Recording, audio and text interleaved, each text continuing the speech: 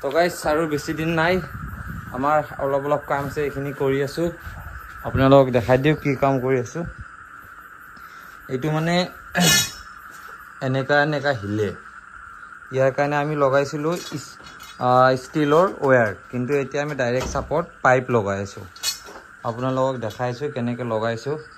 engine হৈ গ'ল change আৰু এইবিলাক ঠিক ঠাক কৰিব লগা আছে অলপ এইটো ভালকে জালাই মাৰি পাতিত বহাব লগা আছে এই ট্যাঙ্কি হ্যান্ডেল কৰিব লগা আছে আৰু আমাৰ সবচে মেইন বস্তুটো হৈছে সিট